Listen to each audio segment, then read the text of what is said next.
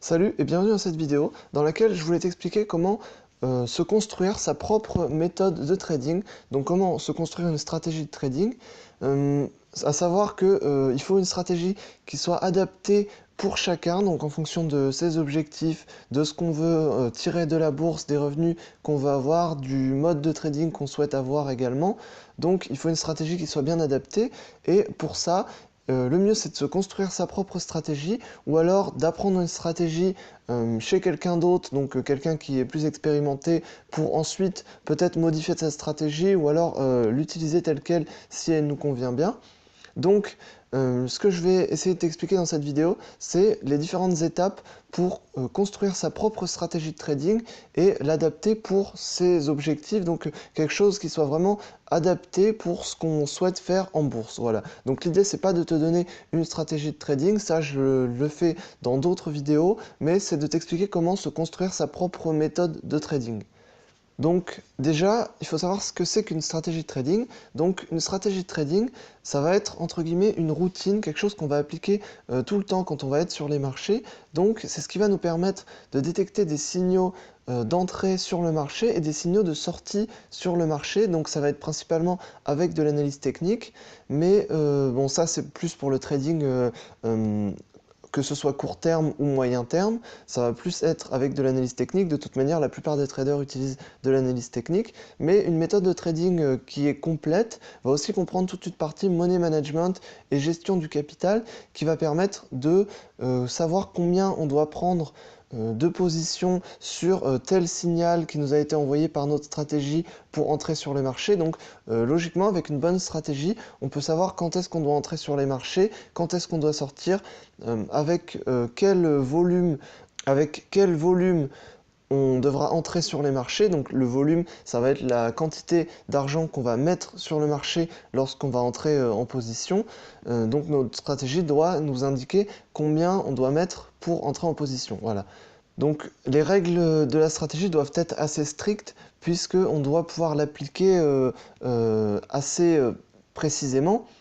Ce que je conseille pour avoir une bonne stratégie, c'est principalement, surtout si tu débutes, d'apprendre une stratégie chez quelqu'un qui est déjà un peu plus expérimenté sur les marchés. Donc, c'est-à-dire suivre des formations où on t'apprend des stratégies et c'est ce qui va te permettre d'utiliser ces stratégies donc toi-même pour t'entraîner sur les marchés. Et ensuite, du coup, avec l'expérience, bah, tu vas te rendre compte de ce qui te convient le plus dans cette stratégie et ce qui te plaît le moins. Et donc, tu vas pouvoir l'adapter en fonction de ce que tu veux. Donc, c'est pour ça que je te conseille vraiment de te former au début si tu veux investir en bourse et si tu veux faire du trading particulièrement, de récupérer des stratégies qui existent déjà, donc plutôt des stratégies faciles à utiliser, qui ne demandent pas trop de connaissances si tu débutes, c'est plutôt l'idéal, voilà, et ensuite de modifier cette stratégie. Voilà, pour ensuite, une fois que tu es assez expérimenté, tu peux carrément construire ta propre stratégie de trading. Donc si tu connais différents outils de l'analyse technique et des outils chartistes, des indicateurs techniques,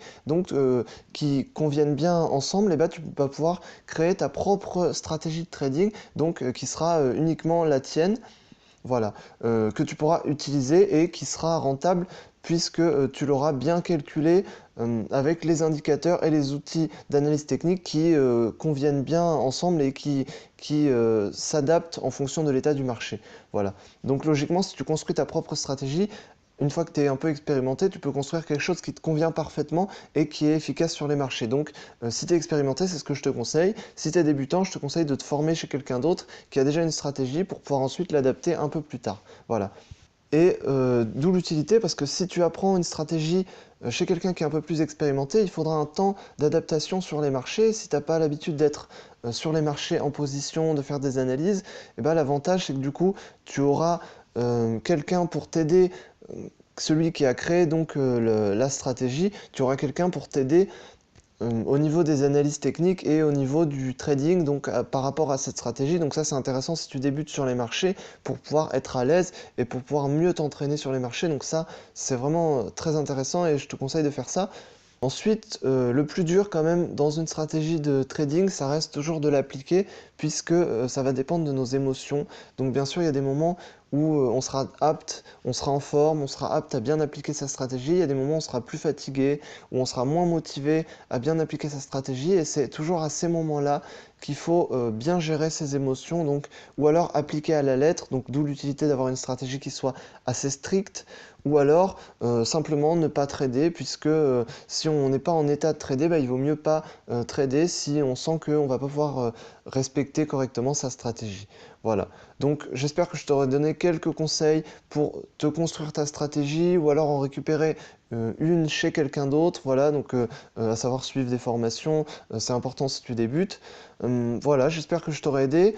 Moi je te dis à la prochaine, n'hésite pas à voir les autres vidéos. Je te dis à la prochaine, salut.